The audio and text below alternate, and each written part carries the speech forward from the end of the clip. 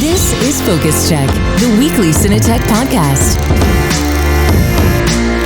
Welcome to CineD Focus Check, special episode number 113 here from NAB 2026 on the last day of the show. When you see this, it's already one day after the show. And it's my pleasure to introduce my partner, Johnny Behiri. Also, we have Graham Sheldon, who's a long-time member of the CineD team. And we also have a tradition now here at NAB. It's the second time we have Michael Cioni as a guest at our special edition NAB episode. So thanks for coming. My pleasure. And I think, we'll do a bit of a bird's eye view on what we saw over the last 4 days.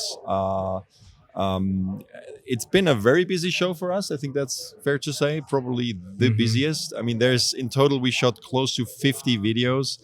We don't like to post them all at once because we all, we want to work on an article. We want to take the time. We also don't think there's, so it's not like...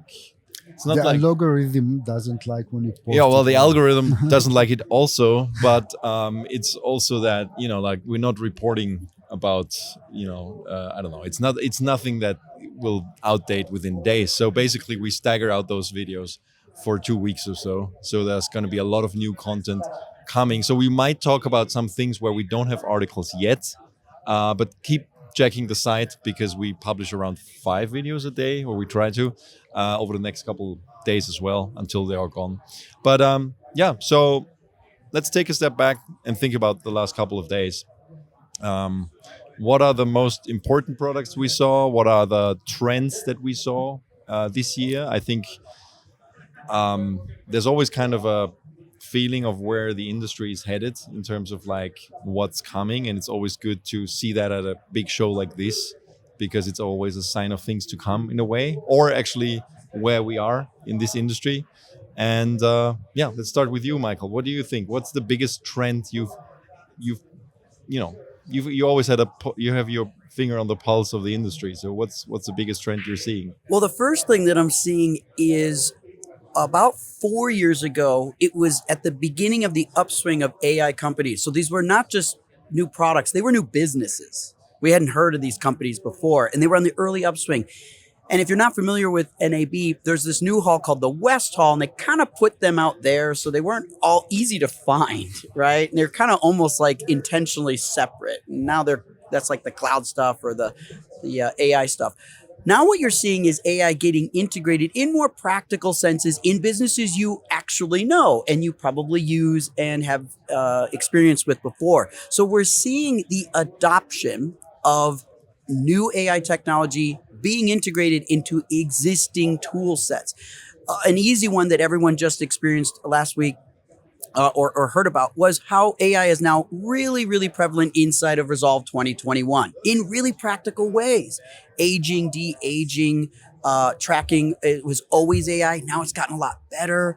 And even the search functionalities and things like that. So I think that's for a lot of people who are suspicious about AI. Companies like Blackmagic is one example. Helps justify it, helps make it feel a little more safe because they're putting it in a practical sense and we can feel that it's tactile, it's tangible, it's going to support me. And I think over the last 4 years, we maybe wanted to see that actually materialize. And this is the first year I'm really seeing it find its way into all these different places. And it's making me going, oh, that's a great way to do it. And I'll just say one more example that I thought was really, really cool. What I think I haven't seen, I'm sorry, I'm going to put it this way. Here's what I think I'm going to see next in an example of an editing solution with AI. A lot of times feedback that comes from a creative director would be like, can we speed up the pace or slow down the pace? That's a very common rhythmic change to a first cut. This is the perfect opportunity for AI not to do the editing for you, but if you wanted editing to just speed up the pace or slow down the pace, that's the type of stuff I'm going to see. I'm going to expect that to show up in these timeline solutions, the rhythmic cuts per minute or cuts per hour, things like that. And AI doesn't have to change your edit, doesn't have to choose your shots for you. It just starts moving things like that. And instead of spending 3-4 hours adjusting the pace, that could be done in 3 or 4 seconds. And then you as an editor start right there and now you start massaging.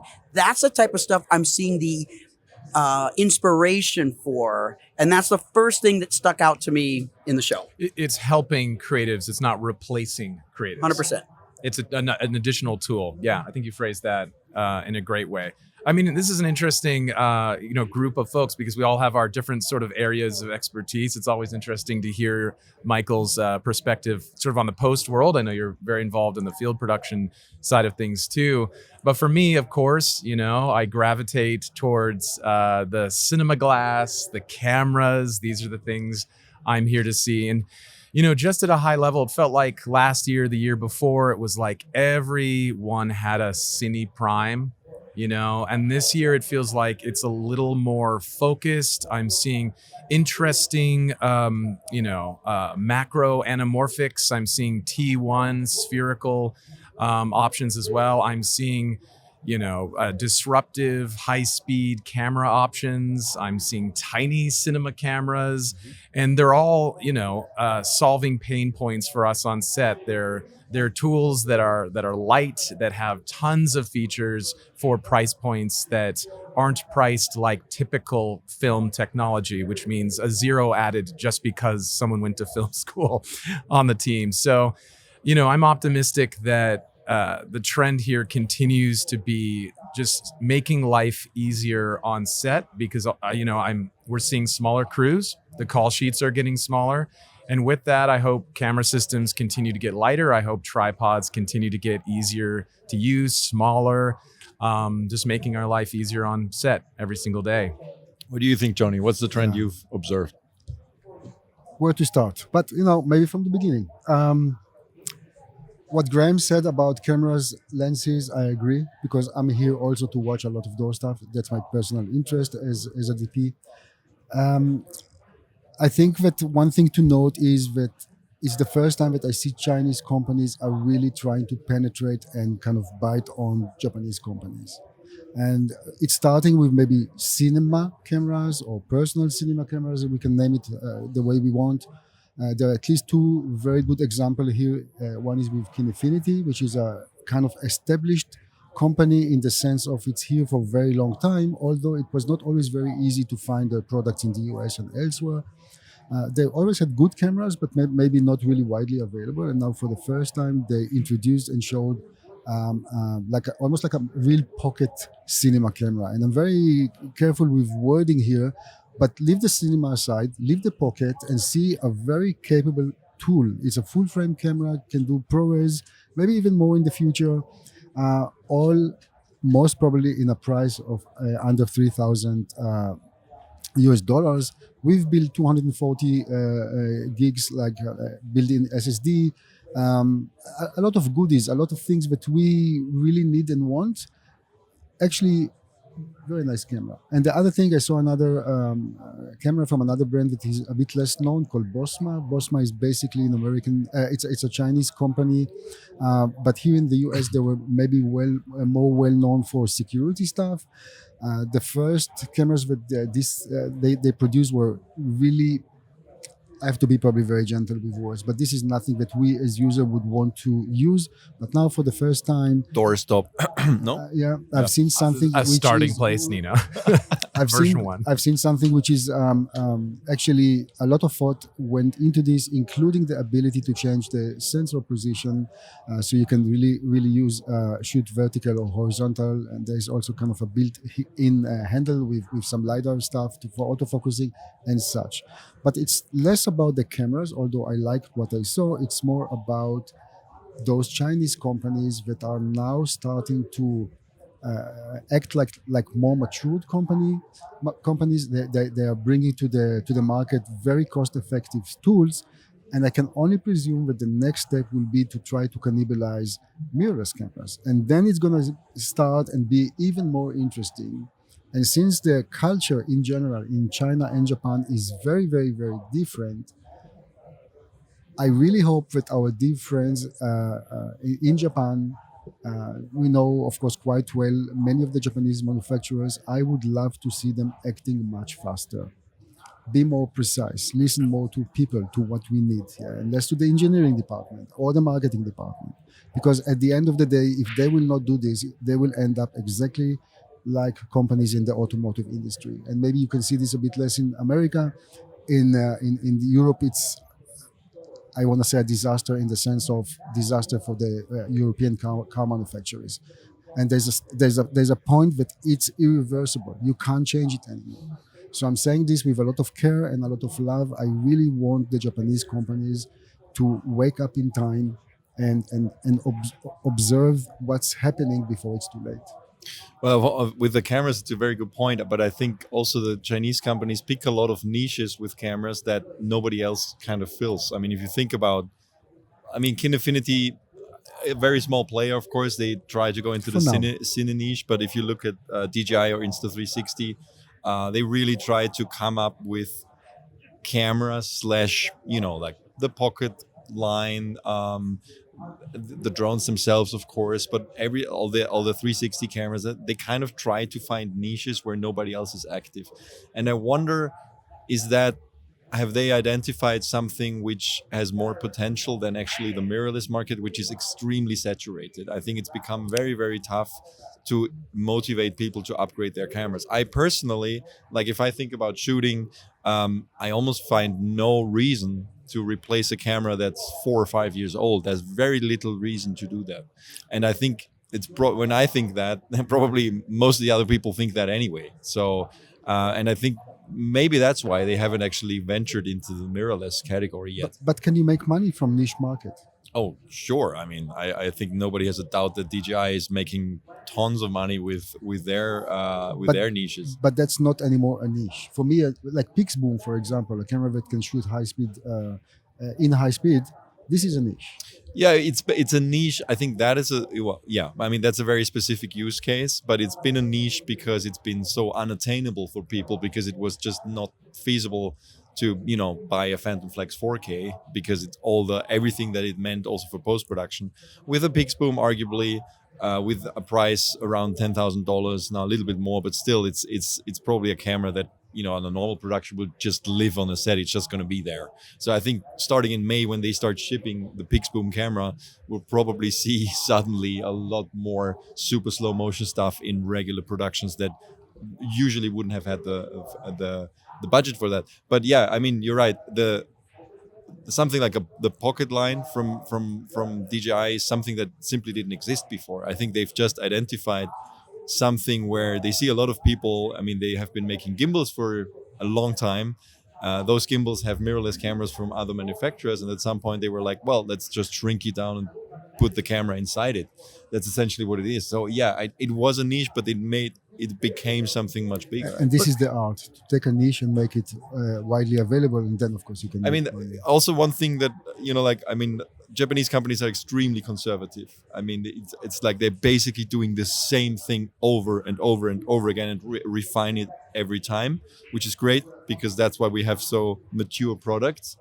But they are not great at inventing new categories. Because they're listening to sales. Sony, I see the big Sony logo right by the B&H booth where we're recording, is selling FX6s and FX3s. And that's a camera from several years ago. So why make them... Is it 8 years ago? Yeah, I think okay. 6. Well, yeah. Okay, so. Around over half a decade potentially for those camera bodies. So they're looking at it with a business mindset. They're selling those cameras. Why make a Mark II? Hard to blame them for that.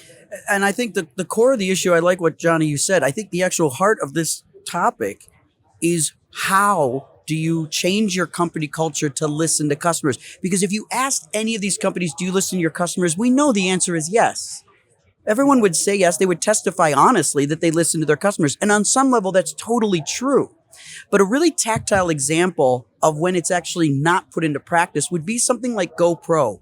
10 years ago, GoPro came here and blew everyone's mind, and we were all in. We were all fans. What they brought to the market was amazing. But if you actually look at the evolution of GoPro, when they started, the evolution was instant. It was fast. It was innovative. It was democratizing. It was disruptive.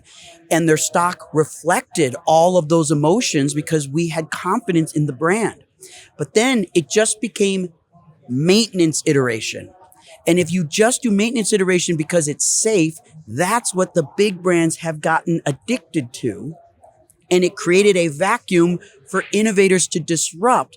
And not everybody has the confidence or the capital to fill that vacuum. Only a few. Saying what PixBoom is trying to do, or Spark or things like that, it's like, that is a huge risk, because it is, high-speed photography is niche.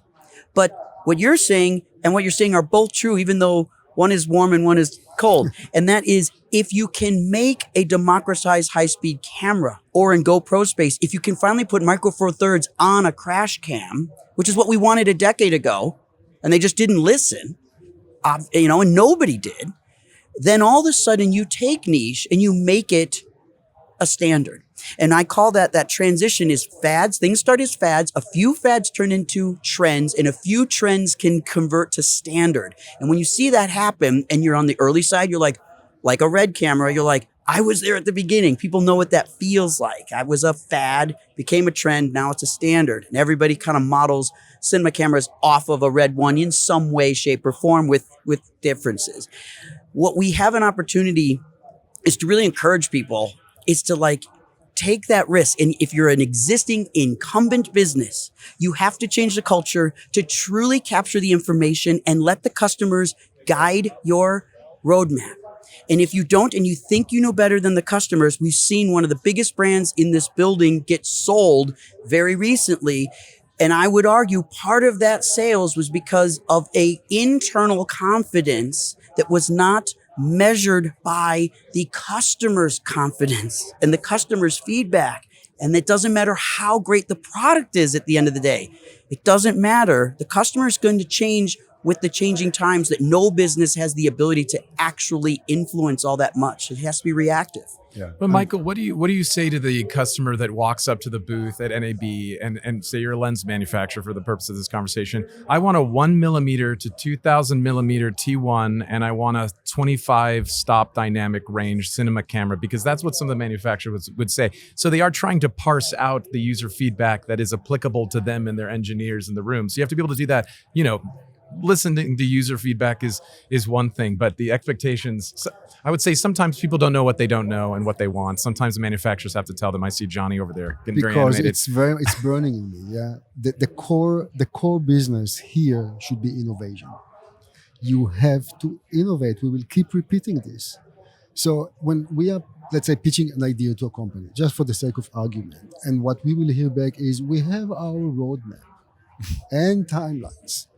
And he goes like, guys, look, not that we are wiser than others, but we are motivated to help and contribute here. And look, that's what we are thinking that might work. Those are the reasons. Let's try. I mean, if you don't try, you just stay somewhere here and it never goes out of you. And sometimes we feel that literally we are being blocked to innovate. And those companies, and it's not about naming names, because that's not important. It should be the main thing. Innovate. If you innovate, people will love you. People will buy your stuff. It's not that always you will succeed. Sometimes the market will say no, not good for us. But how do you learn otherwise? So there is a great Steve Jobs video that's out there. It's probably 30 years old now.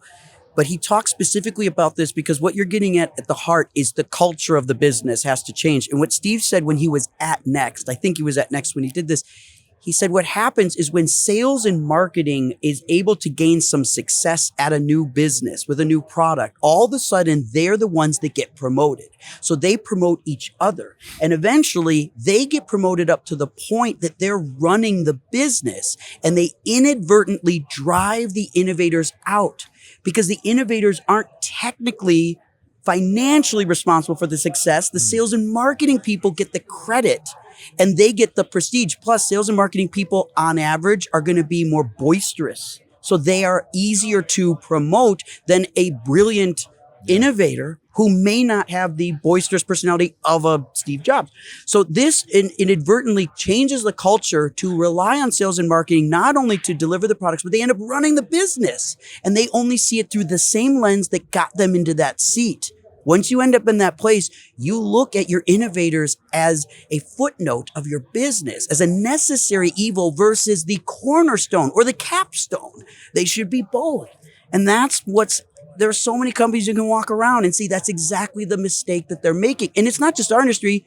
Look at media and entertainment ownership, right? The actual people that run movie studios are the sales and marketing people. They are professional managers. They weren't actually ACs and camera people and post-production. It would be amazing for an editor to actually run a business because it would be run so differently. Or writers. Because exactly. That's a very good point that you're bringing up, I think, because for movies, I mean, that's why they keep doing the same thing. And it's just, the 1000th Marvel movie, prequel, sequel, whatever, and to a point that even the audiences get tired of it. And also, what was mentioned before, the GoPro is a very good example because, I mean, if you think about it, that was also a camera category that didn't exist before. Right? It was niche at the time. They invented it. I mean, GoPro was synonymous with action camera for a very long time, and they were when you reach that kind of level,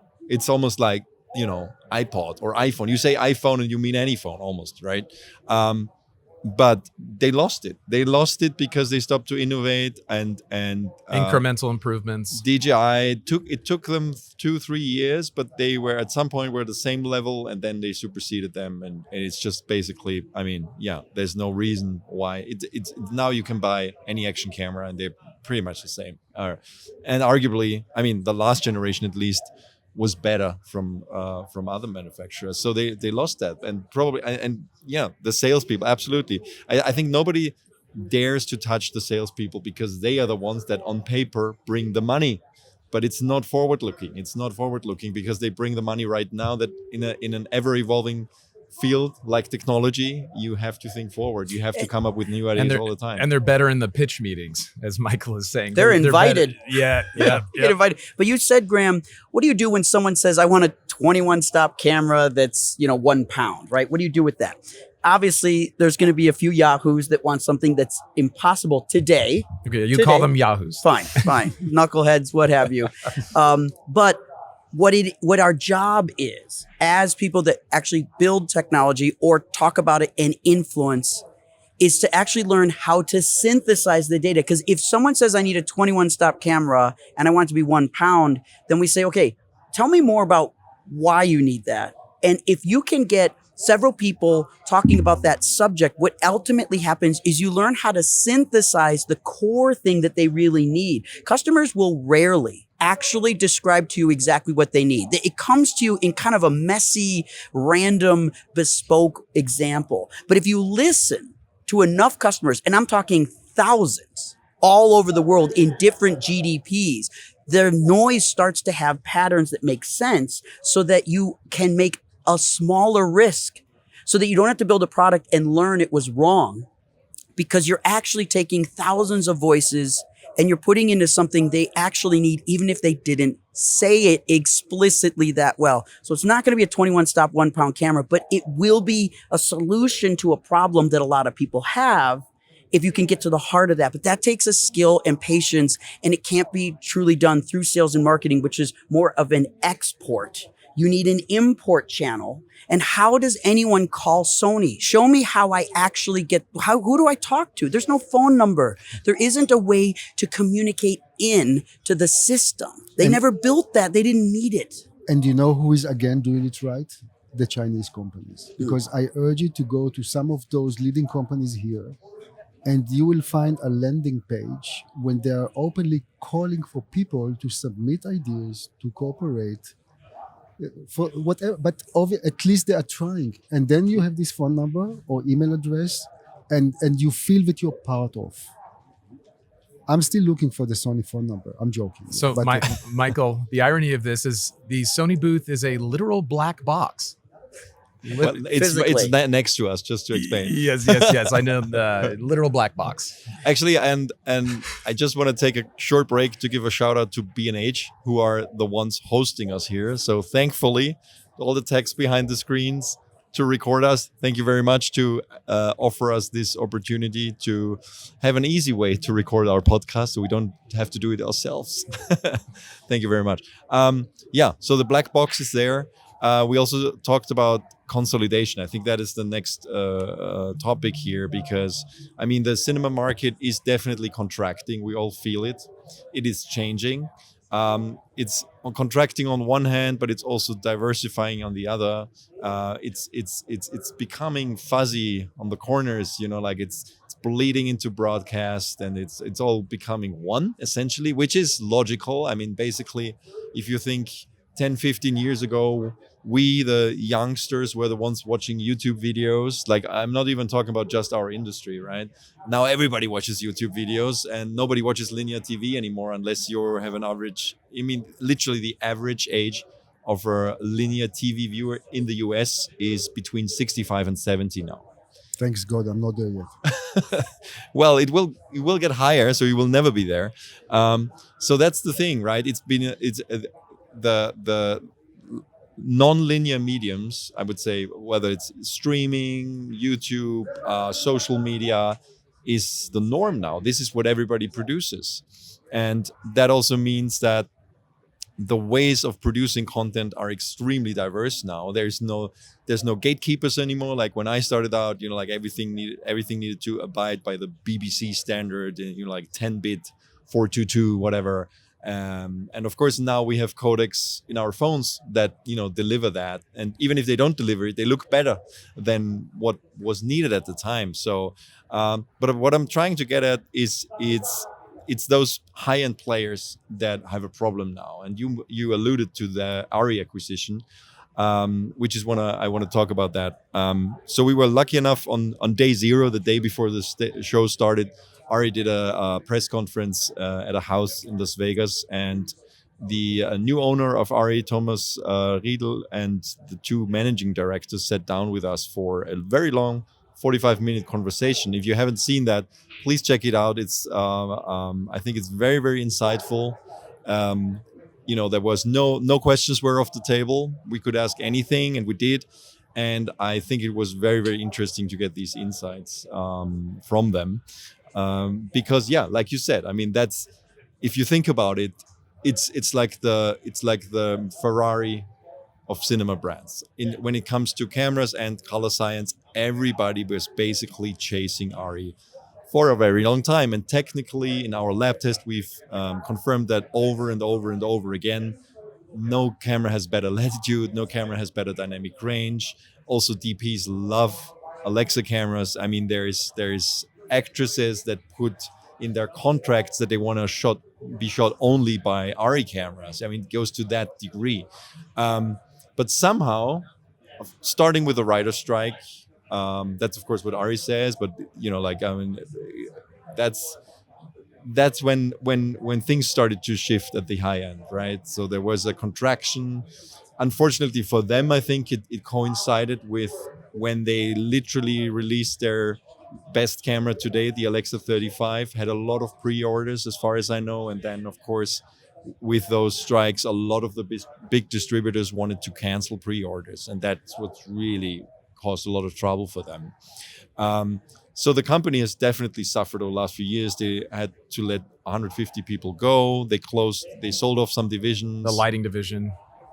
Well, most of them, yeah. Yeah, they still have a lighting division. They actually, are still working on new lights that will come out soon. And but still, I mean, it's a different business from what it was. So and everybody knew that it was up for grabs, basically, because there was a leaked report in Bloomberg last year. And now we know who took over. It's another German self-made entrepreneur, Thomas Riedel, which is a brand that's not well known in the cinema industry. They're an infrastructure provider. They're basically, like infrastructure always does well because you always need it. So they do all those big concerts, sports. They do Formula One. So they provide telecommunication for all those events.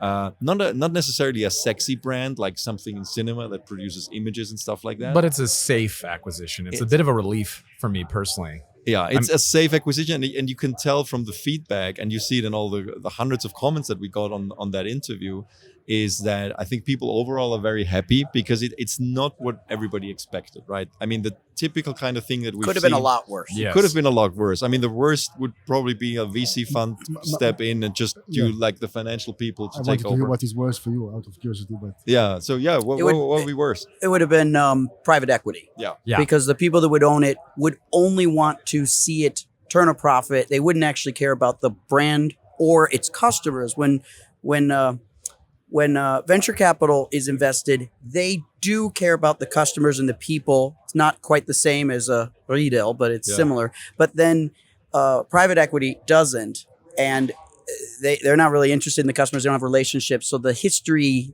and the value of a brand is really just a number on a piece of paper. So that is what I was afraid of.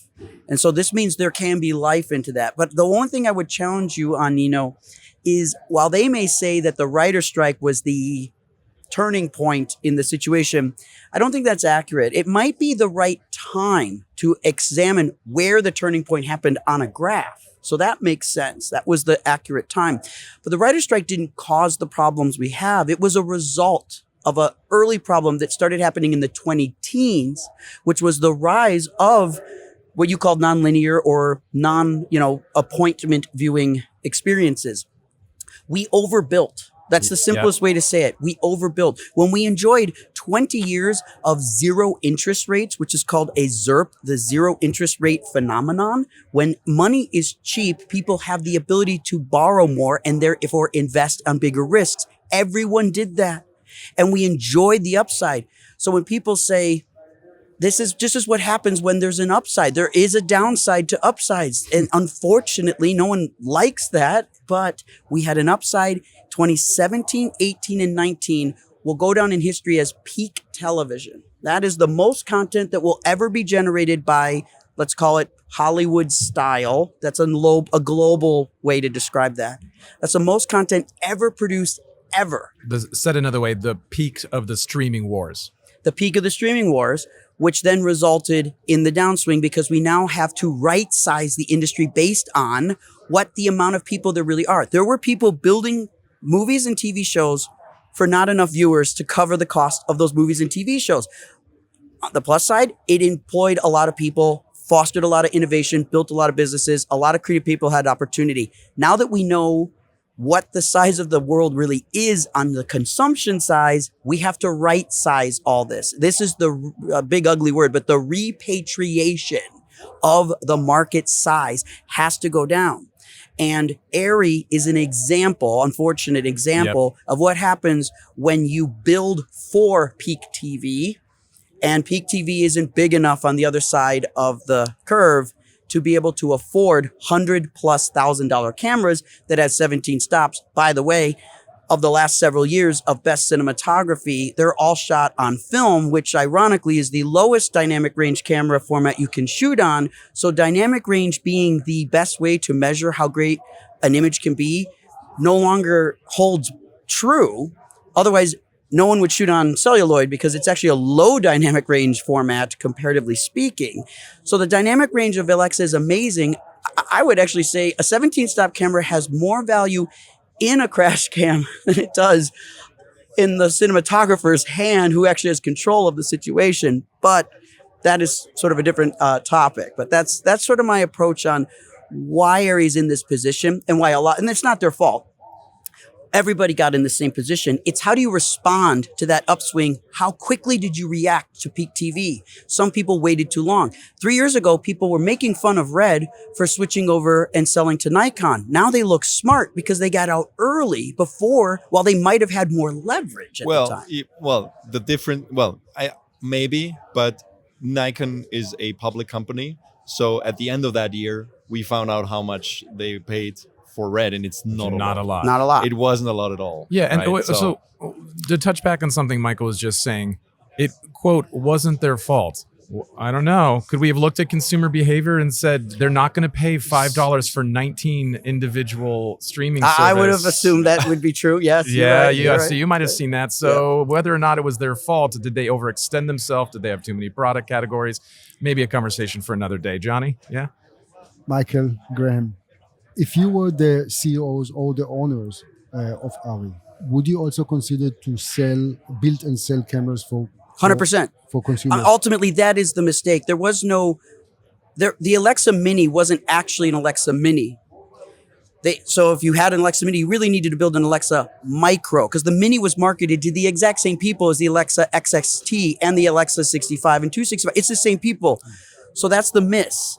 The opportunity was Alexa Micro to take those old Aleve 3 sensors put them with only 60 frames per second, capability ProRes only at 3.2K. That's all legacy tech by the brand at a $10,000 product, and you have a company that's on the upswing instead of selling to a broadcast infrastructure company. And that would have brought in a whole generation of young people who could afford that, who would fall in love with that brand, just like everyone at this table is in love with this brand, just like Adobe gave Creative Cloud to everyone at my school for free, so we all became addicted to using Premiere.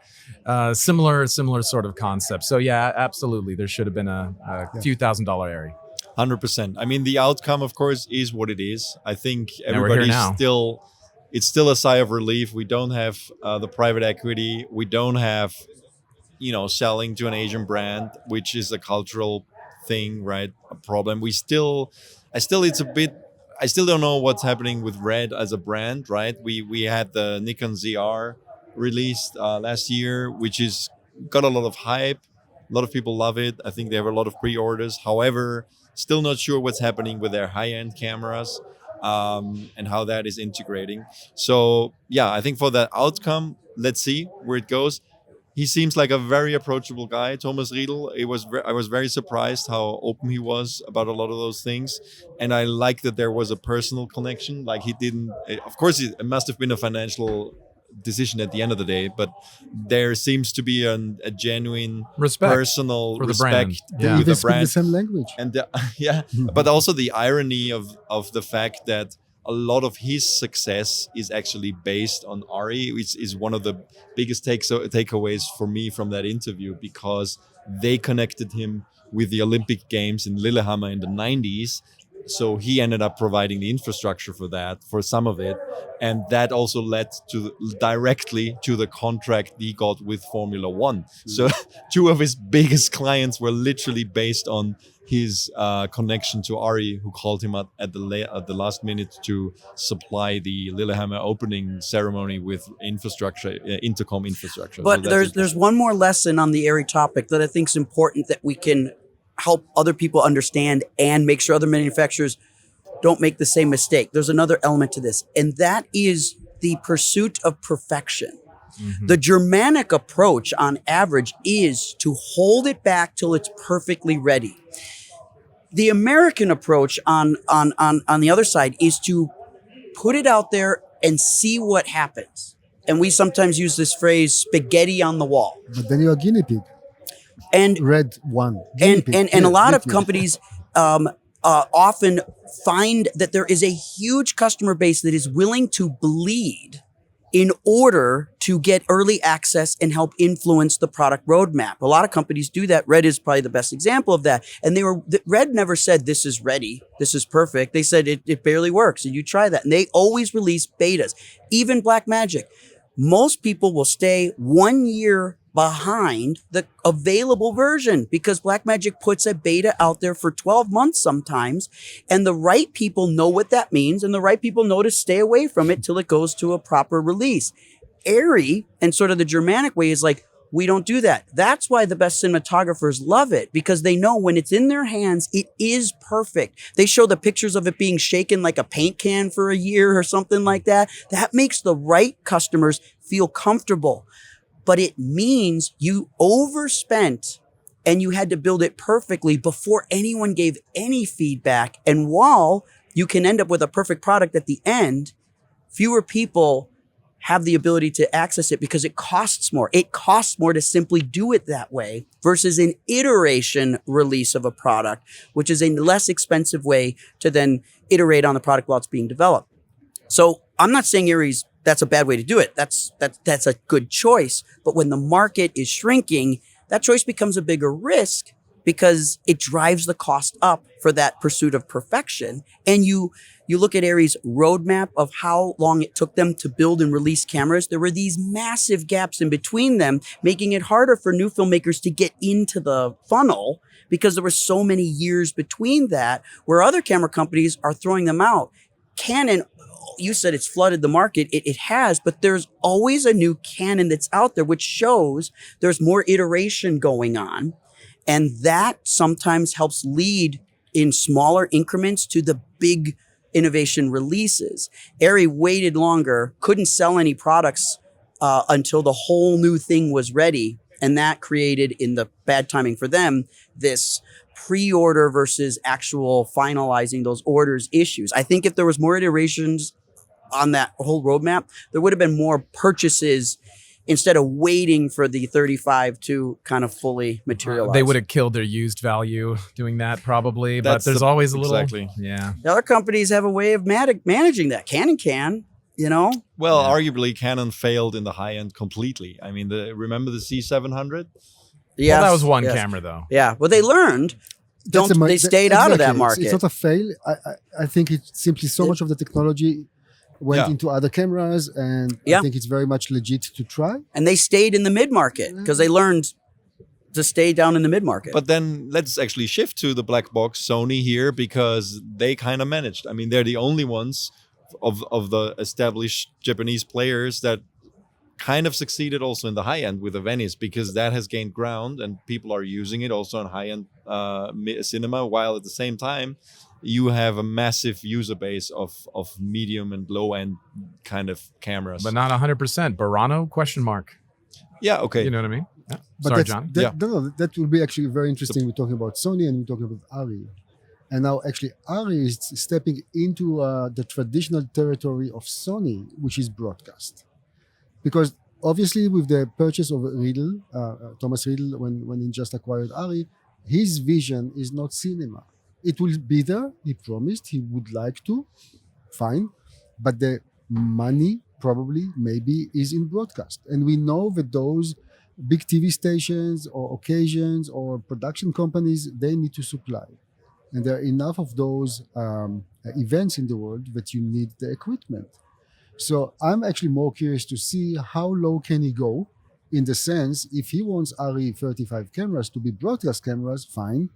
But then you have a very established player / Sony who is not going to give up so fast.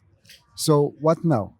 Are we going to see a certain war between those two? I mean, I really wonder, because if Thomas Riedel himself was using to some of his production Sony cameras so far, he will of course take his own. Well, I think first of all, I mean, what's interesting to observe, I think I'm just guessing here, but I think maybe that decision to acquire them might have been partially because they already started to go into broadcast. The Alexa 35 Live was announced last year. Maybe that was already connected. Maybe, but that's a huge boost now. We know that the conversation lasted some time, but you know, like they're ready on going into that because they saw the cinema market decline, so they started to go into that. One thing to share here openly, we have a media cooperation with ARRI on the Eurovision Song Contest. That's not a big thing here in the USA, but it is basically everywhere else in the world. Biggest music show in the world. 120 countries, 1-something billion viewers. It's a big thing in the US if you like Will Ferrell. Exactly. You just know the movie, right? Yeah. But that's it. I mean, every American I talk to, they know the movie that makes fun of it. Yes. Very accurately, by the way. Oh, good. And that's part of the reason why we all watch it, because some of the music is really horrible, but some of it is good. But anyway, the show is phenomenal, right? It's phenomenal. It's basically like, I don't know how many, 50 or something, or 30 countries doing their best, like sending their best, quote unquote, best singers, and do like a massive show, which also a visual spectacle. And It's for a the first year, cultural thing, yeah. and for the first year ever, it's called Eurovision, but there's a lot of countries like Australia, Israel, like a lot of countries that are not part of Europe that are actually taking part, you know, Azerbaijan or whatever. And they put on a huge spectacle. It's a visual feast. And because of Riedel that came out, he actually managed to, now after the acquisition, we know why. So they always provided the infrastructure for that event, which is basically going around, depending which country won the year before, that country has to host it. Fortunately / unfortunately, our home country of Austria won it. Fortunately, Congrats. because it's a big thing. Unfortunately, because the public broadcaster cut a lot of production in order to finance that thing, because it cost 100-something million to do that. Like a lot of people, like a lot of shows were canceled because of that, or delayed, whatever. But so Riedel, because they already provided the infrastructure, he set up ARRI to be the camera provider, he had a talk with the public broadcaster and they loved it. So they decided to deploy 24 or 25 Alexa 35 Live for that. It's a first for them. So basically the Alexa 35 Live is an Alexa 35 with a broadcast back, essentially, with all the connectors, with all the, everything you need. And also like a CCU unit that goes into the OB van and all that. So they reached out to us. They know that we're headquartered in Vienna. So we do a media cooperation with them and we kind of accompany the whole process of the deployment of the cameras for that event. And we're shooting videos around that, which will end up on CineD and also on ARRI. So there's some exclusivity for that. So that's pretty exciting. That is exciting. And so the big thing we can announce here is that this podcast is now a Eurovision commentary podcast. So, you know, billions of views. You start like this, we will force you to watch it. Oh, no. We will. And we should do like a live commentary. I don't think I could handle it. One of the biggest Michael's things. out. One of the biggest things in Austria is that always two comedians always did live commentary of it and just made fun of it for like 3 hours. I can watch that. So you can switch, you can mute it on the TV and you can just have the radio on it. It was just a feast. Yeah. Anyway, we could do that. But yeah, so the thing is, but what I learned already during the process, we already had a couple of shooting days with them in Munich and so on. And it worked seamlessly, like the integration was easy. However, there's still the price thing, right? The people who work for the broadcast infrastructure companies, they recognize that, like one of those sets is a lot more expensive than your average broadcast camera would be. So that's the thing. They want the cinematic quality. They want the dynamic range, especially for those flashy things on stage, all of that. The ability to put looks directly into the camera. So that's actually cool. So the DP of the show or even the operators can retain more control. So it's not all done through the live mixing.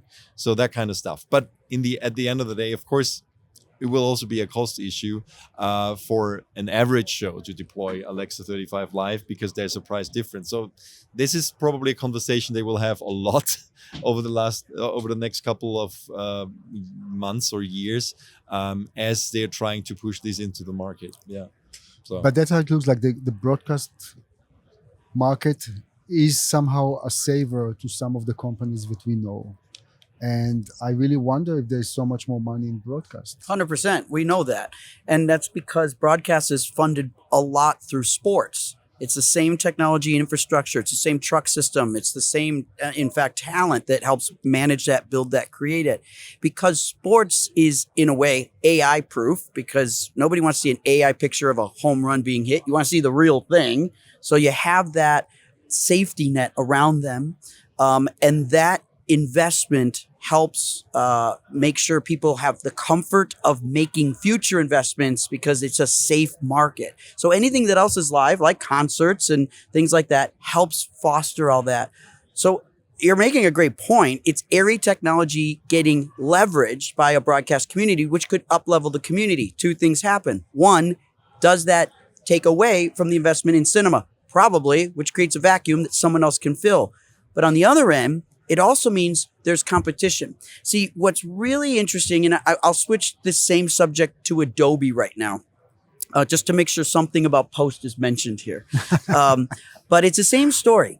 The challenge that Adobe faces right now, I was explaining this to someone else, is that there's essentially millions of hours of engineers around the world that don't work for Adobe. They get to pick the one thing they want to do better and can innovate towards that. So Adobe is so large. The problem is you have a lot of surface area to attack. There's a lot of fronts that people want to attack you on. And that means there are companies that can say there's a niche or an ideal customer profile that we think is vulnerable inside the Adobe ecosystem. And there are literally companies that are spending millions of engineering hours just focusing on that one thing, which makes it very difficult for Adobe to defend because they have a finite amount of resources to fight a multi-front war.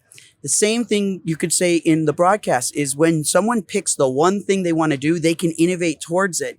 So the bigger companies have a harder time defending all that when smaller companies have enough resources now to attack that one thing. People that want to attack, let's say, Sony, don't attack Sony. They attack one element of it, and Sony can lose that. A good example would be 10, 15 years ago when Small HD said, we're just going to attack the onboard monitor. That's this vulnerable spot that Sony has, but we think they're doing it wrong and they're vulnerable. Small HD moved in the cinema space, dethroned Sony. From a company in North Carolina, that seems an impossible thing. But Sony didn't have a defensive wall for that one little space. It was vulnerable. So it was taken over. You could apply that principle to, I think a company like Evoto. Evoto basically says, if you use Photoshop to do portrait work on people's faces, we can make that 1,000 times faster, 1,000 times easier, and 1,000 times better. And that's all they do. They don't do everything Photoshop does. They just attack this one area, and it's like indefensible on the Adobe side. And now Adobe probably has to decide, do we buy a Photo or do we have to build a Photo? And now you have this buy versus build problem. But they have that in like 400 different places. Yeah. Canva. Yeah. How about CapCut, right? CapCut is attacking Premiere. And all it has to do is just chip away at it a little bit, little by little, or Canva chipping away a little by little. Evoto doing the same thing. That is where the big companies have to learn, how do you defend your territory when everybody can just pick a space and just attack it? Michael, did you do something a little bit like this with Strada? Because you found, like where to attack. You went into the search. That's how you started. I remember let's make a perfect search, which they didn't have in a way. There was no shields, defense, or anything. And you started with this, obviously your search engine could really look at the videos. Later on, you moved and moved to something a bit different, which will be very interesting to see. Actually, now with Frame.io, it's in a different way. They're also trying to, block it here with like peer-to-peer. Not peer-to-peer. They don't have peer-to-peer. That is the they don't problem. have. Yeah, but I'm just saying you moved there, and obviously, let's see what will be their answer. Yeah, that's the beauty of being an entrepreneur, is you get to identify that stuff. My initial movement was in AI search, but what I learned through AI search by putting it out early and not waiting it for it to be perfect and finished, people like you giving me feedback, was that I like AI search. I don't like searching in the cloud. I can't afford to process and store in the cloud. That became the obvious thing. So what it showed, the vulnerability at Frame.io or LucidLink or Sweet Studios or Shade or just Amazon in general, is cloud storage was never built for video. It was built for exhibition. YouTube's great, Netflix is great, but we have a 200-to-1 shooting ratio. Where do you put the 200 hours of raw files? The cloud is the worst place for that. It's great for the 200 minutes of finished files. And so that became the obvious thing that my customer feedback was. It just wasn't as synthesized as I wish, but people basically said, without saying it, we can't afford cloud storage. Every day I get a Dropbox is full email. What am I supposed to do about that? The problem is not ask Dropbox to lower their prices, which is not going to happen, or AWS to lower their prices, or AT&T to build faster internet. The problem is get people out of the cloud. That's what you get to learn. So I'm a person finding a vulnerability and also trying to attack, but I don't have to attack the whole system. I just have to attack one little area. The world's so big, to get 1/100% of a big corporation's business is sometimes all it takes for these companies to go from a little 10x10 booth to a 50x50, starting to overshadow in a couple of years. But then they have to build defense shields afterwards. But a big company has a big ship with a small rudder. It takes a long time for all of these businesses to respond, which is why, going back to the ARRI story, you have to be able to respond quickly to that strike situation. And some companies can't respond fast enough. The rules, the society, the culture, the technology, the roadmap. A key phrase that I think is applicable to everyone's lives, not just technology companies, is sunk cost fallacy. If people invest so much money into something, they get tunnel vision, and they can't look at the data with sober eyes, and they keep going down the same path because they're like, we've spent so much time and money on this. It has to work. It has to come out. When maybe the right decision was just to shelf it and change course. There's many stories on the Apple story where they shelved projects. Most recently, a car. I don't know how many billions they spent on building a car that didn't come out, but Apple, 10, reportedly 10 10 billion. I That's don't what want to. David Polk's, I'm reading David Polk's new book on 50 I years heard of that. Apple. Yeah, He said 10 billion. 10 billion. That's what he heard. And I don't want to overemphasize that Apple's a perfect company. They're not, but Apple is a good observer of not being victim of the sunk cost fallacy. If it doesn't make sense, they will shelve it even after $10 billion. Most people wouldn't do that over 100,000. They'd still keep going. That's the mistake. They're also a good example because what's interesting is that their product teams are tiny. You know, like there's tiny amounts of people. They try to keep that. Like you wouldn't believe how few people work on something. It's just like incredible, and it's been always like that. So you said something in the beginning which I wanted just to get back to, where you said that basically if you listen to as many people as possible and you kind of get a feeling of where things are going. That reminds me, actually, I remember when you started with Strada, you actually started with a brand without knowing what you're actually doing. And that was very funny for me. I remember that one of the first YouTube videos you put up is like, basically we're doing this thing. We know it's something in that field for creatives, but we still don't know what it is, and we're trying to figure it out. I think that was quite a bold move, honestly, because like, wow, okay, well, I've no idea what he's doing, and he has no idea what he's doing. And then it was kind of a public way how you shared how it evolved into what it is now, and it's still evolving, of course. But I found that very interesting as something to say, like, I want to do something new. I have a cool team. You work with my brother, but we don't know what it will be. So That's the best way to develop, I think. But you post cool content. It's like, here's a cinema zoom on an iPhone. Like, I'm here for it, you know? Thanks, Graham. Those are all touch points to learn, right? My favorite thing that people write in comments, because people are jerks, is they say, why would anyone put a really great lens on an iPhone?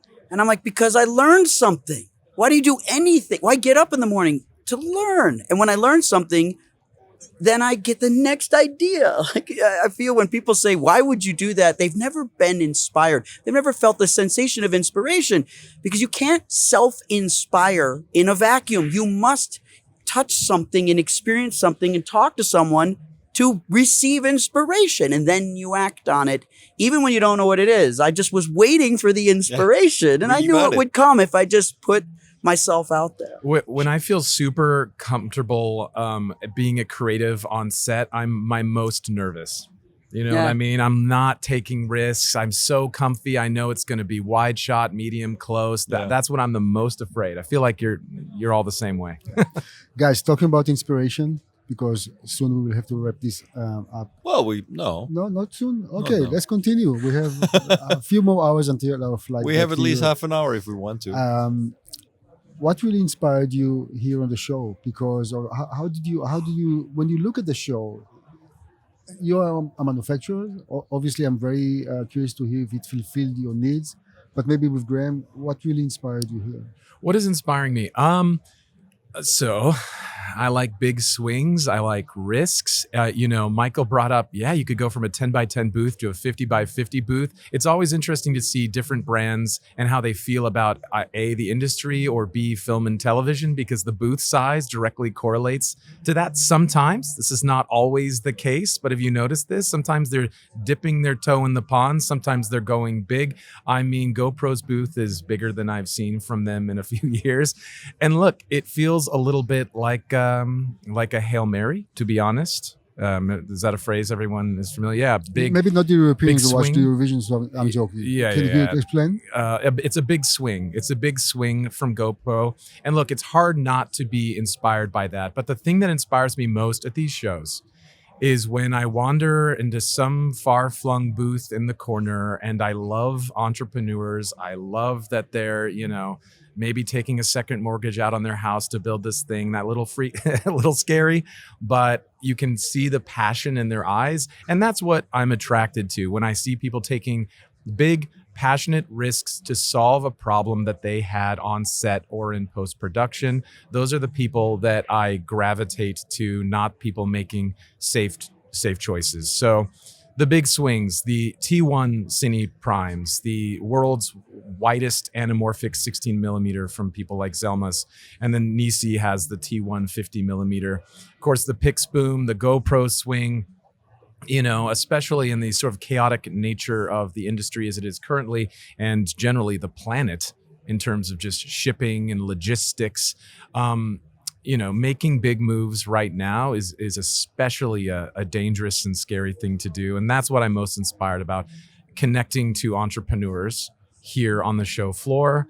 And that's always a little easier to do, to meet the CEO, the, you know, whoever, the CMO of these companies, for the smaller players, and talking to those guys and saying, we saw a problem, we wanted to fix it, here is our thing. Graham, what do you think? CineD, what do you think? Michael, what do you think? And then we give them our honest feedback. That's what I love about being here. And that's why I think NAB and shows like this will continue to be relevant, because you see people's faces. You see someone who has a slight sunburn from being on set 2 days ago and didn't wear enough sunscreen, and they came here and they're like, 2 days ago my air intake on whatever filled with dust, and that was a problem. And then you know, I'm blanking on the name, XCLS Design creates a weatherproof cage that would have solved that problem. And I love that. And then maybe next year, something that somebody at this table says, or somebody in the comments wrote under one of our videos, a particular comment, we'll see something that looks maybe a little like they listened to that comment. So that's what I love, the give and take. That's what inspires me. I think what you just said, that last part is easy to miss. And that comes back to the attendance, which I remember we talked a little bit about last year. What I think is really, really good and inspiring here is the numbers of people that attend NAB is certainly fewer. It goes down, but I'm really, really sober on this. I can feel the quality of the attendees is high. There are very few strange people that are not buyers. Everybody here on some level is a user or a buyer. I find very few people that are just here with a bag and they're just taking free t-shirts and pens. That used to be mixed in, that helped make the feeling of attendance be higher. I would rather be around real people that have real problems, like you described with dust. One of our investors is the company OWC. They solved that problem this year with a drive that is hermetically sealed. It is a drive where the cable is sealed. The drive is dust-proof and it is waterproof. And it's for DITs on set where you're in bad conditions to be able to still download footage. The cable's captive. It is designed to, and it has no vent. The whole thing is a heat sink. So there's no fan, there's no vent for this drive. And it can be, I think, 4 terabytes and it's 5 gigabytes per second. It's called an Envoy Ultra. But that's an example where you have to learn from a user that dust in drives is a problem. You're not going to figure that out in a lab. That no one would have that. The lab's dust proof, so you don't have that inspiration. And so I think it is the quality of attendees is higher than I've ever experienced. And even if there's fewer of them, everyone I talk to has a real experience, a real story, is a real working professional on some level. So if that's the new NAB, if it's smaller but higher quality, I'll take it. I was a little bit surprised here. I agree. I think the level of attendees is quite high. People are rarely tourists here. But that also means, I mean, there are literally less people from outside the US here. We hear that from a lot of manufacturers. I mean, that has different reasons, but it's becoming a more national association of broadcasters. It's much less international than it used to be, to a very big degree, actually. That's unfortunate for me. And I also felt like I didn't see as many creators as I expected. I mean, literally behind us, NAB has something they call Creator Lab. I think they had that the first time last year. It's deserted. I mean, a lot of those things that are made for creators, surprisingly not busy. And that is very different from some other shows. If I think back, we were at BSC in London, which was packed. I mean, it's really packed with creators and filmmakers, of course, more cine, but also, even if I think back last year, I went to Build Expo. B&H is amazing, really amazing educational event. I hope they put it on again. I've never had that many great conversations. There's a lot of education and a little bit, I mean, also in an exhibition hall. This was full of creators. I missed them here, I really missed them here. So I want to raise a red flag, and a very, very bright red flag, and say if this will continue like that, NAB will change forever. Yeah. Because it's not about, at the end, it's not about the quality of attendees. It's also about quantity, because it's like a snowball. If I see so many booths of reputable brands completely empty, they will consider, and I hear it already, if even to attend here next year. So if they don't attend, there's less money for the organization here to even organize something like this. So it might simply shrink to the point that it's maybe not even, it doesn't make any sense to make such an exhibition. Because at the end, they're all realizing if they don't have people at the booth, if they go and build or go to local shows like the one that you just described, there they meet the end user. Yeah. And that's not really, it's not the end user who wants the t-shirt. It's the one that wants to touch the equipment and play. And we talked about phone number. Suddenly the company has a face and he can talk to somebody about something very specific. So I will leave this table and this show I'm really worried. You probably in your booth had, you told me before, you had the people that are, they came with the questions, you were able to answers, and you felt that every customer, every person is a potential customer, and that the attitude is really, really great. But with so many others here, that's not the feeling. Yeah, I can appreciate that, and I agree with you. I actually did a video maybe 2 years ago at NAB, after NAB, and I made a love letter to NAB, and I put it on YouTube, and I basically said, here's what's wrong.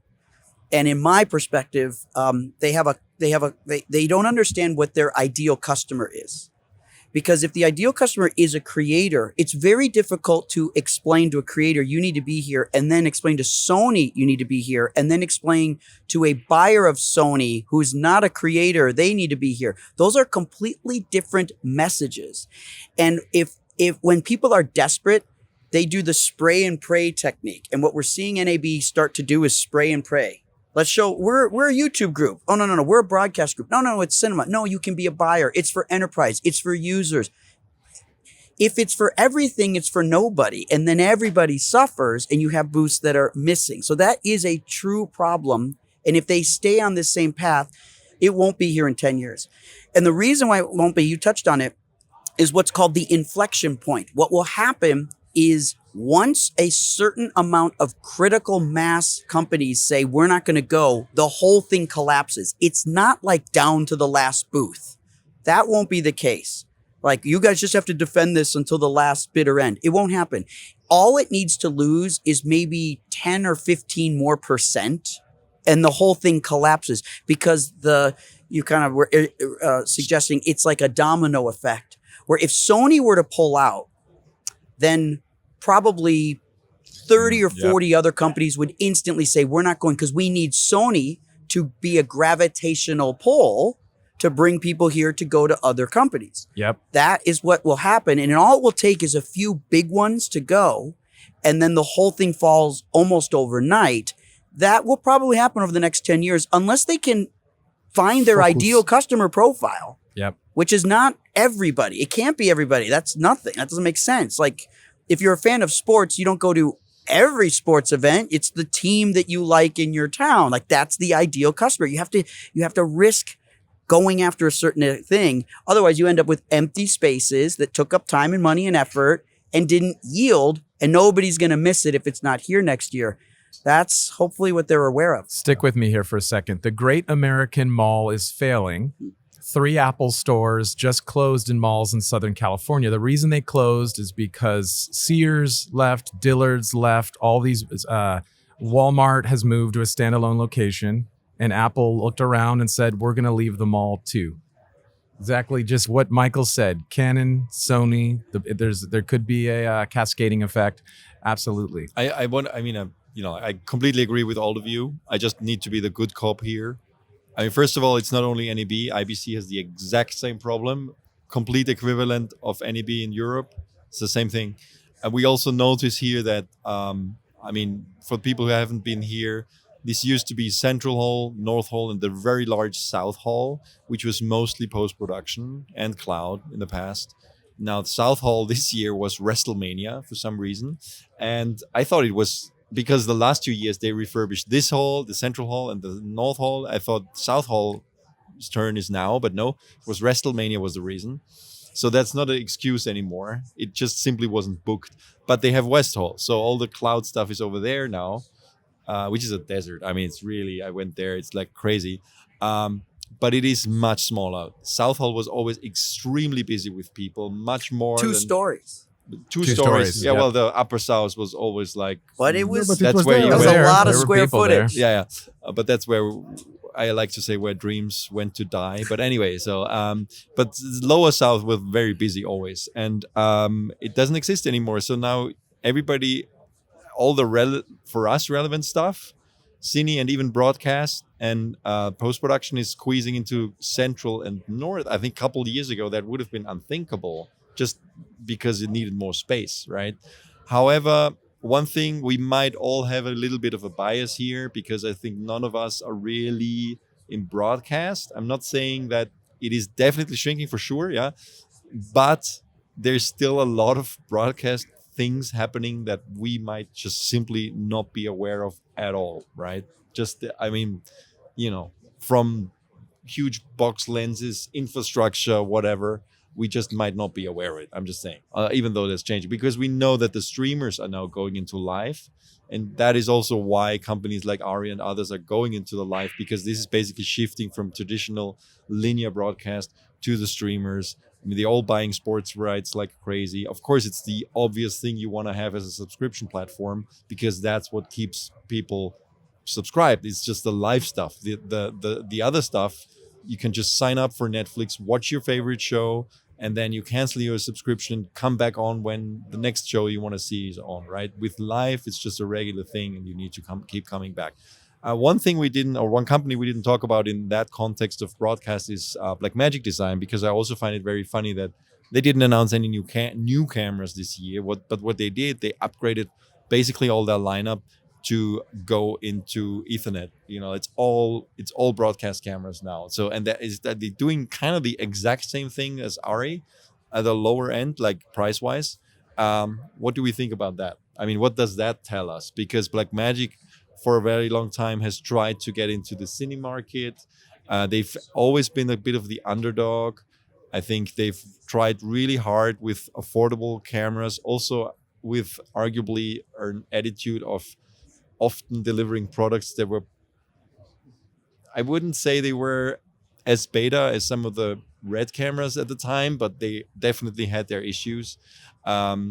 But they iterated, and they have a huge fan base as well. But they didn't show any new camera in that field. They just upgraded everything to broadcast. Johnny, what do you think? Well, the answer is in the question. If it's another company and reputable one that's looking for generate more business and money in the broadcast, maybe that's where the money is. I mean, you don't have to be smart to figure this out. And in all honesty, broadcast is very far from me. I mean, maybe that's where I started my career and I grew up. And actually, I always advise people to start as news cameraman, because your senses are, you just shape your senses. Yeah, you become an animal in the field, and that's where you start. And later on, you can get more comfortable doing other stuff. Yeah, but also, since then changed, we know how from I don't know 5, 6, 7 man crew into 1, 2 people. We saw this already. The writing was on the wall.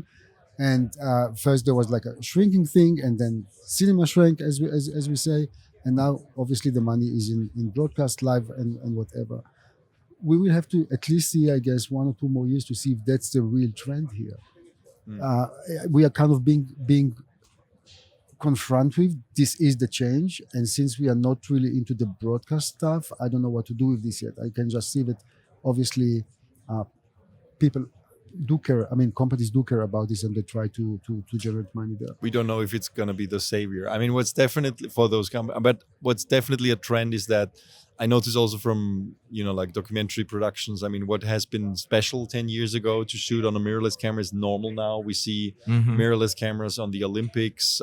We see them in regular. So it's become a large or a full frame or a super 35 sensor is becoming the norm for everything. So now they're trying to integrate that also. So is it possible? So is it possible that as you know, the traditional film and television market contracts slightly, that we advise folks, our friends perhaps, to look at broadcast as a potential avenue for future work? I mean, a camera operator on a film and television show in Los Angeles, not so different, and that happens to be good at ice skating, could also maybe, you know what I mean? We're seeing this in live sports all the time. You're right. The depth of field, all of a sudden, some guy with a Ronin running through, you know, football. Yeah. I think Zcam is a very good example because somehow they're a little bit off our radar.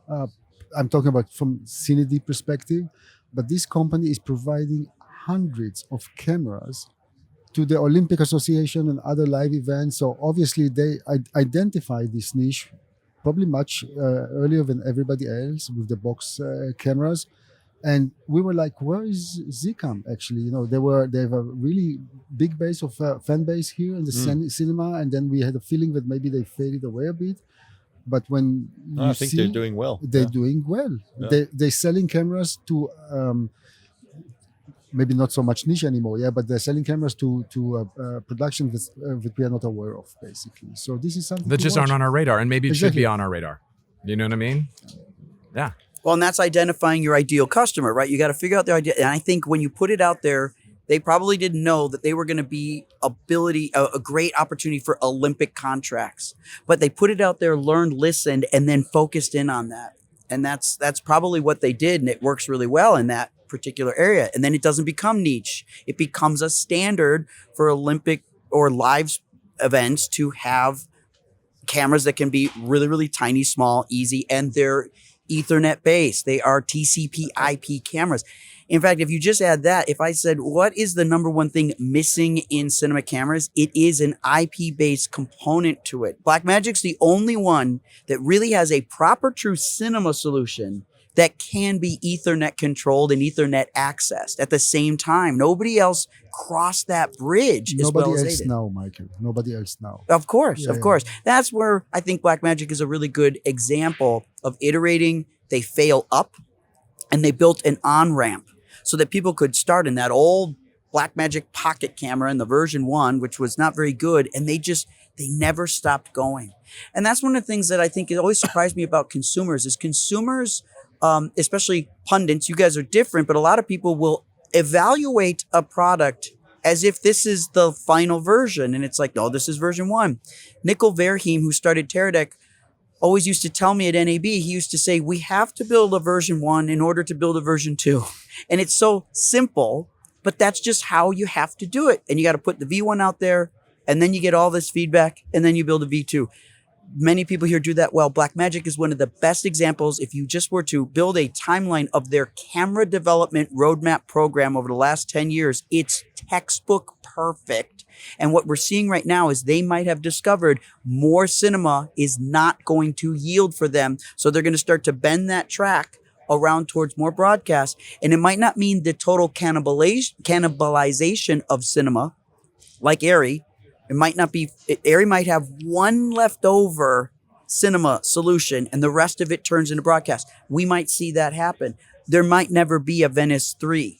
They might realize there's just not enough need for Venice 3. Let the Venice 2 last another 8 years and just lean everything towards tools like this, broadcast, or we really desperately need an FX4. Everybody knows that. That's what is missing, and maybe that's what will come, or someone else will deliver it. I would also love to see the market share changes around just Resolve, because just anecdotally, more and more of my post friends are moving to Resolve. One more word, because before moving to Resolve, immersive. That's the other thing that Blackmagic is doing very well right now. Next to the broadcasting that you just highlighted. Sorry, immersive in what context? The camera, the immersive camera. Exactly. They're one of the only ones that are cooperating with Apple. Of course, nobody knows if there will be second generation of the Vision Pro. The Vision Pro and so on, but at least they're very much into this currently with giving the possibilities to produce stuff. And I think they're the only one, no? Correct me if I'm wrong. Yeah, There are Canon others, has a but lens nothing solution, with but- a sensor like that in the resolution, Yeah. especially. Yeah. Yeah. Or an integrated system. They're the only Exactly. ones capturing a dual stream single file in a single body that's all internal. That is really, really powerful, really unique. And even if Vision Pro doesn't materialize to a version 2, immersive experiences will continue to iterate. You still got to acquire the material, so the camera has a place for that space. But I wouldn't call that cinema, right? It's not No, really of cinema. course not. So That's- it's its own category. Is that what you meant? Yeah, it's a new category. Sorry, that was not. But actually, that's a good segue into favorite things we saw at the show. And I think that's a good last round, because one of the favorite things that I saw was, I don't even know how to describe it, but it's 4D video. It's two companies presenting solutions that basically a lot of cameras around the studio space, for example, filming something or somebody doing something in the middle, right? Film that, and then through a technology called Gaussian Splatting that has been around for a couple of years, make a video out of that, which is technically not a video, but it is a video. And you can literally, it's generating, kind of interpolating all the positions in the room. So you can take any position within that room to watch a video. We've seen that with Gaussian splatting for stills, because you can do that with your phone. We actually have a course on MZAT that's specifically about that, because we recommend actually doing location scouting like that, because that will give you an actual sense of space, distance, and all the things that you usually miss when you just take photos on a location. Then you come back to the set and you're like, damn, this is much closer than I remembered, because I took the photos with my 24mm equivalent lens. But that aside, there's two companies. So there was the company, a Chinese company called OpSpot, which is I would say, well, they camera maker. They have they have webcams, but they have PTZ cams in different sizes. And one of them, I think it's called Tail 2, their headline camera. You can connect one Ethernet cable to that. It has a built-in battery, but it can get both data and power through that cable, which is why they partnered with another company, which is also Chinese. They're called 4DV AI. We don't have the video online yet at the time of the recording. I hope it will be online when you see this, it will go online in the next couple of days. They've built a whole set, like a whole studio with a few dozen cameras. And when they do it actually in a real studio, it's about 300 cameras, up to 300 cameras. And have somebody perform in the middle, and then he showed me, you can literally move if you look at it on a computer, you can move with your mouse, you can move in the space, and you're, for example, a dancer, and you can take any position in that room and look at that. Now, where it becomes really impressive, they also had a MetaQuest VR, ironically with a Vision Pro strap, because it's more comfortable there. So you could actually see, they filmed a cat just on a table eating or doing something or playing, and you could walk around that virtual cat and see it move. And it's literally the realization of the holodeck without the touching, of course. It's insane. It's because the immersive solution that Blackmagic provides is a static solution. It's impressive. I literally just watched last night, actually, before going to bed. I brought the Vision Pro to watch movies. He's the only one in the aeroplane sitting with this. To, and I have to watch keep movies distance. on a Not big that people virtual screen. associate me with him. Imagine this guy sits in the airplane and I don't care. I watched Ad Astra with what's his name? George Clooney. No. No? Brad Pitt. Brad Pitt. Yes, Brad Pitt. And it feels like when you're done with it, it literally feels like you were in the cinema. It's the same feeling. It is a huge screen in front of me, and I just killed 3 hours on a 15-hour journey. Anyway. Really? The battery lasts 3 hours? Yeah, it lasted 3 okay. hours. Okay, no. Yeah, and it then did. Radiant Images is the other company. So but basically, and then you did a video on Radiant Images that does the exact same thing, actually, but with iPhones. Yeah, hopefully we can lay some of this in as B-roll here. I hope so. Felix, when you're editing this, I hope you have footage for that already. Anyway, we'll see. But it is really impressive. So that is in the immersive space what impressed me most. Now the immersive camera, the URSA Cine Immersive from Blackmagic Design, is basically a fixed lens version of the URSA Cine, not the big one, but the normal one, the large format LF. I think The it's called. URSA LF. LF. 12K. Yeah. 12K LF. Right, that's it. And it is. I mean, it gives you the most impressive image. I mean, they just released a new episode of this elevated series from New York City, and you're literally flying through the city, and you're also on the ground. It's very impressive, and you can see a huge difference for all the other content out there compared to that, because you really need 8K resolution per eye, so 16K, which only that camera provides in order for that to be convincing, because you're so close to the screens when you're using that. But the radiant images and the 4D VAI technology impressed me tremendously, because that's not something I've ever seen before. Of course, it's very complex to put that up, but I can see studios. That's why both companies showed it with relatively inexpensive cameras. I mean, both the OpSpot Tail 2 is 1200, and I guess one iPhone Pro is the same kind of. So, they need a lot of them, and I can see studios built specifically for that. Whether it's going to end up, and it's also something that it's also not on our radar. It's not Cine, but this is something that's extremely important also for video games. I mean, you can. We all know the pixelated, it's not pixelated anymore, but it's all CGI right now. What you see in a video game when you walk around something, this can now be recorded. This can be an actual video. And that's a big deal. That's a much bigger industry than any cine or any broadcast. It has applications in just sort of the commercial and ad world too. Yeah. Absolutely. And it can combine CGI with actual, recorded things quite easily. So that impressed me most. And apart from that, you mentioned DaVinci Resolve. Now in the 21, they added the photo page. It's something that I didn't even think about, but it makes so much sense. I mean, we all know the integration of photos in motion picture is usually a round trip to Photoshop or Lightroom, and then going back to whatever you edit with and post-production software. So if you can cut that out, I think it opens up a lot more possibilities. I think they're only scratching the surface of what's possible, because right now it's more like Photoshop, and you can apply a lot of like coloring tools. But as soon as they go into kind of, like dissecting that image, isolating objects, all that kind of thing, and then go directly into animating it, I think you can save so much time, and that's going to be an even bigger problem for Adobe. Yeah, for me, the coolest thing I saw was I'm on my spare time, I'm a musician, and I play like 9 musical instruments, and I write and record music just to keep my head on the ground when I can get it out of this video world.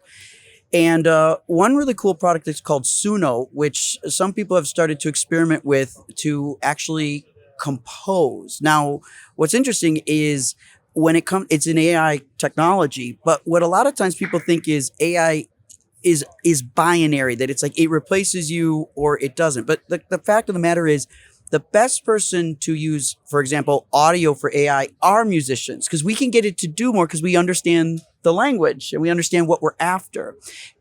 Just like if you gave someone who has no cinematography experience a good camera, you get no good pictures, you get average stuff. And that's the same thing with these AI augmented things. The music that you can create and the voice you can give it and what you can generate from that in the styles and the dynamics and the rhythms is actually really remarkable, and it's practical. Plus, you get to work with them on copywriting your own stuff because you are trying to create that. It is this interesting new way that I think composition comes into play.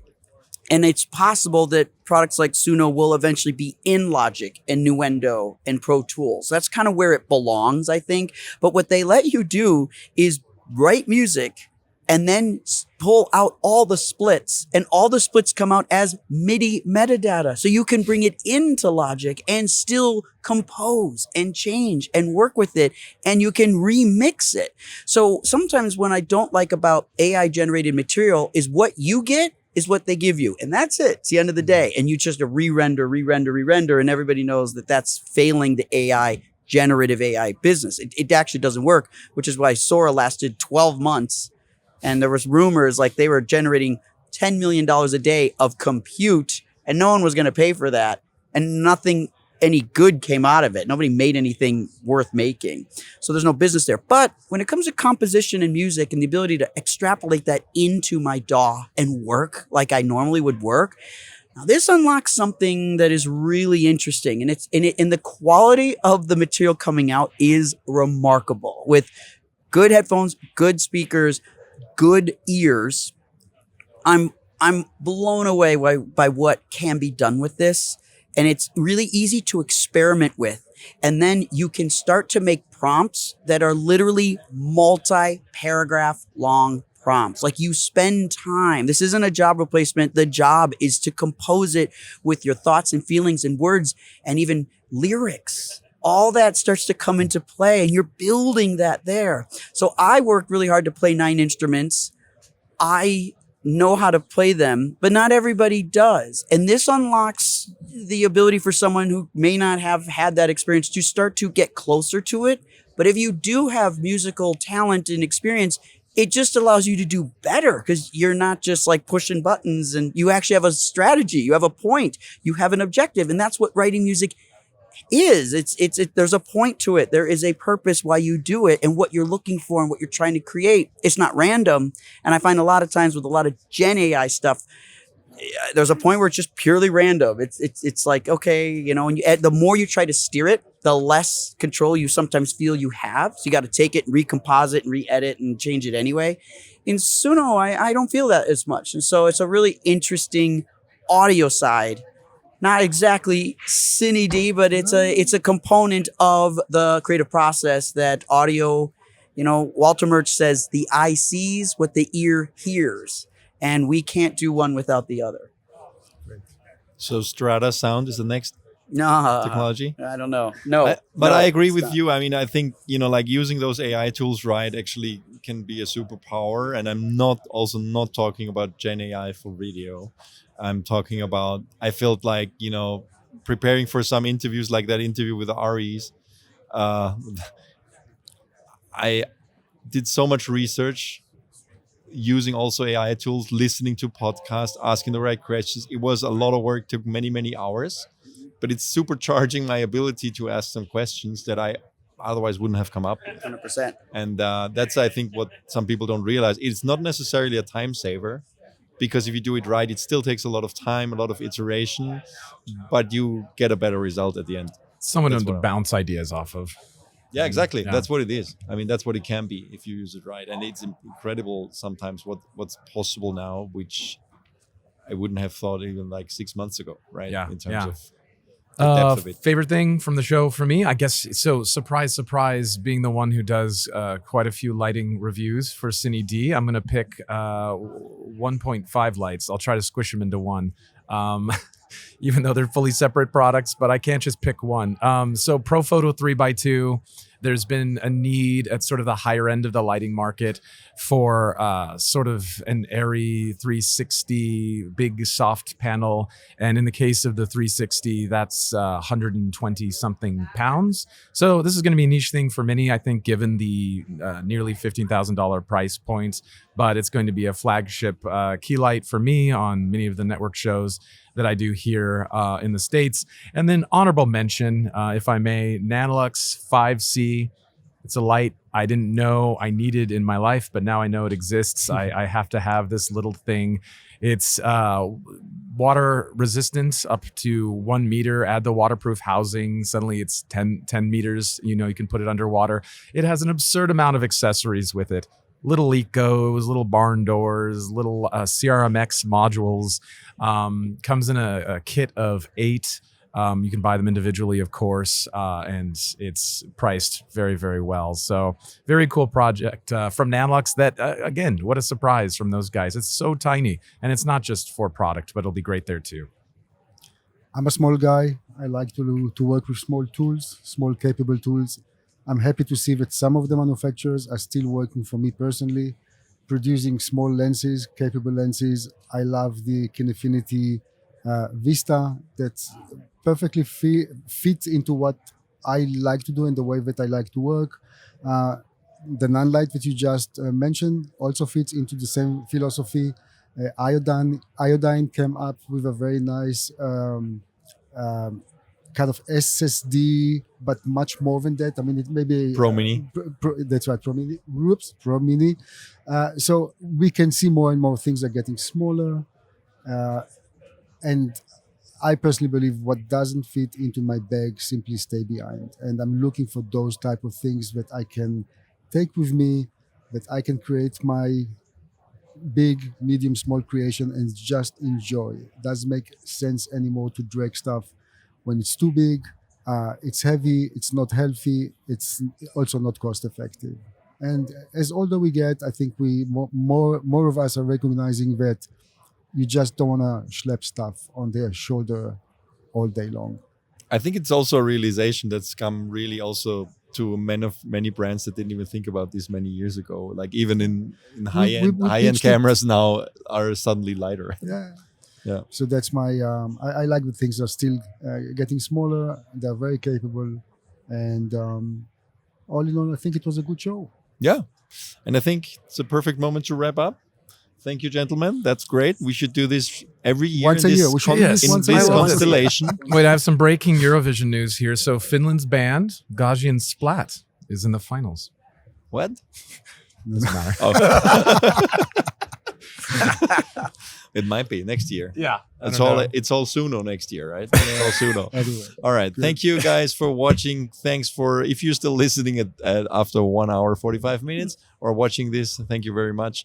Stay tuned for the next episode of CineD Focus Check next week again from the studio in Vienna as normal, when the dust has settled and a lot more videos have been published. And don't forget to like and subscribe, ask us questions, email us at podcast@cined.com, and don't forget to, you can listen to us anywhere there's podcasts. So yeah, thanks. Thank Bye. you. Thanks.